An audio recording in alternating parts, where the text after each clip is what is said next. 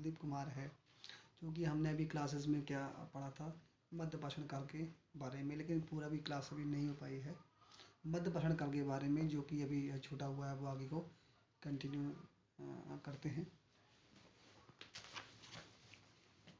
तो हमने अभी तक यह देखा था कि पशुपालन के सबसे पहले जो साक्ष्य प्राप्त हुए हैं वो मध्य प्रदेश के आदमगढ़ से और राजस्थान के बेगूर से प्राप्त हुए हैं। ठीक है बच्चों, और इसमें यह क्या एक अंदर आया था कि पुरापाषाण काल के बाद में मध्यपाषाण काल जब आया तो उनके जो औजार थे वो ज़्यादा नुकीले और आकार में छोटे हो गए थे। ठीक है, और यहाँ से मिट्टी के बर्तन बनाने के साक्ष्य केवल 2 स्थानों से प्राप्त हुए हैं। कौन कौन से स्थान है वो बच्चों? गुजरात के लांगनज, इम्पॉर्टेंट है ये, गुजरात के लांगनज और उत्तर प्रदेश के मिर्ज़ापुर क्षेत्र से। जो मिर्ज़ापुर जो उत्तर प्रदेश क्षेत्र है वो कैमूर क्षेत्र, जो कि बिहार के आसपास का भी थोड़ा वहाँ पर कैमूर घाटी है, तो वहाँ पर मिट्टी के बर्तन के साक्ष्य प्राप्त हुए हैं। और 1867 में यहाँ भारत की प्रथम पाषाण चित्रकला की खोज सुहागी घाट कैमूर उत्तर प्रदेश से हुई। पॉइंट करना है इस बात के लिए, 1867 में भारत की प्रथम पाषाण चित्रकला की खोज सुहागी घाट कैमूर उत्तर प्रदेश में हुई। और भीमबेटका गुफाएं खारवार, जेओरा, कठोतिया, ये सभी मध्य प्रदेश में यहाँ पर वहाँ पर देखेंगे तो मध्यपाषाण काल के गुफाओं से वहाँ साक्ष्य प्राप्त हुए हैं। सुंदरगढ़, संबलपुर, ये कहाँ पर है? उड़ीसा में। और इजूथा गुहा, ये अगर हम दक्षिण भारत में देखेंगे तो केरल में है। जानवरों के चित्रों को प्रमुखता दी गई, जहाँ ये सब जो पाषाण चित्रकला थी उसमें जानवरों के चित्रों को प्रमुखता दी गई थी। सिर्फ केवल एक ही जीव का इसमें दृश्य नहीं है, वह है सर्प। सर्प का चित्र उन भीमबेटका की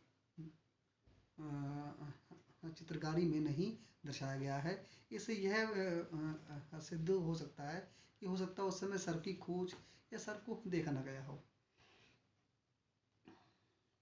अब उस समय लिंग के आधार पर क्या हुआ, लिंग के आधार पर श्रम के विभाजन के बारे में भी पता चलता है, मतलब भेदभाव शुरू से ही आरंभ हो चुका था।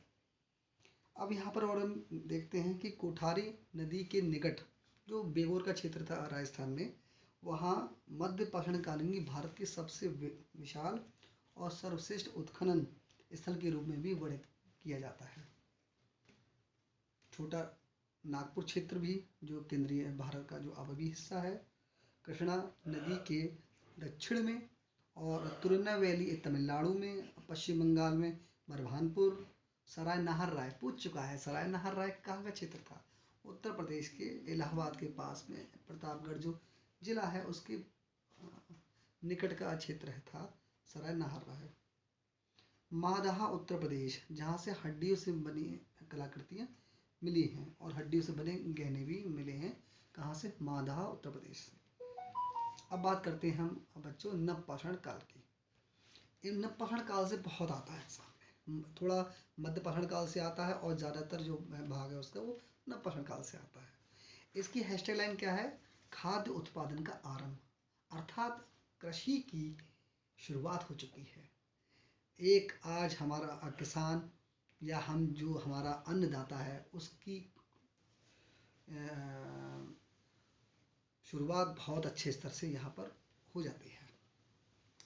देखते हैं उत्तरी भारत में नवपाषाण काल का आरंभ 8000 बीसी से 6000 बीसी के आसपास हुआ उत्तरी भारत में, और वहीं दक्षिणी भारत में कुछ स्थानों में यह 1000 बीसी से प्रारंभ हुआ, भी पुराना है। ये प्रश्न बहुत बार आ चुका है कि किसने नवपाषाण काल को नवपाषाण क्रांति का नाम दिया है, मतलब नवपाषाण चरण को नवपाषाण क्रांति का नाम दिया है, वह है V Gordon Childe. V Gordon Childe ने नवपाषाण चरण को नवपाषाण क्रांति का नाम दिया है। तो खाद्य उत्पादन में क्या हुआ था भाई? खाद्य उत्पादन में रागी के समान जो मक्का होती है, जो आज भी खाई जाती है, चने की दाल जिसे पहले कुल्थी कहा जाता था, जैसे ही फसलों का उत्पादन आरंभ हुआ और उसने जानवरों जैसे भेड़ बकरियों का पालन भी आरंभ कर दिया। तकनीकी खोज में अगर हम देखते हैं, बहुत आता है एग्जाम में कि ये किस प्रकार के बर्तनों का प्रयोग करते थे, उसमें पॉलिश होती थी या नहीं होती थी। तो पॉलिश किए हुए सुव्यवस्थित औजार होते थे, इसमें पीसने के पत्थर के उपकरण भी शामिल थे। क्वार्ट्ज के अलावा पॉलिश किए गए पत्थरों पर ज़्यादा निर्भर थे। सेल्ट का इस्तेमाल, ये प्रश्न आता है, सेल्ट का इस्तेमाल तराशे हुए पत्थर के बने औजार और पॉलिश की गई हथौड़ी बनाने के लिए महत्वपूर्ण थी। उत्तर पश्चिमी क्षेत्र में आयताकार कुल्हाड़ियाँ जिनके काटने के किनारे वृत्ताकार थे। उत्तर पूर्वी क्षेत्र में अगर हम देखेंगे तो पॉलिश किए गए पत्थर की कुल्हाड़ियाँ जिनके आयताकार हत्थे थे। कहीं कहीं कंधे पर रखने वाली कुदालियाँ भी मिली हैं। दक्षिणी क्षेत्र में देखेंगे तो अंडाकार किनारों वाली कुल्हाड़ियाँ जिनके नुकीले हत्थे थे। चलिए बाकी नेक्स्ट क्लास में देखते हैं। सी यू, बाय, धन्यवाद।